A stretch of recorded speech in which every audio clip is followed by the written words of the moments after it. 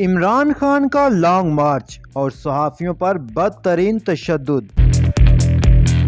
صحافی عمران ریاض خان نے بڑا مطالبہ کر دیا۔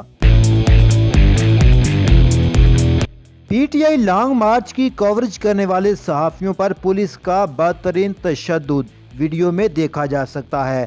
صاحب بہادر گاڑی سے اترتے ہیں اور صحافیوں پر حملہ آور ہو جاتے ہیں جیسے صحافیوں کا کوئی والی وارث نہ ہو۔ اس واقعے کی ویڈیو دیکھ کر عمران ریاض خان نے لکھا بے شرم۔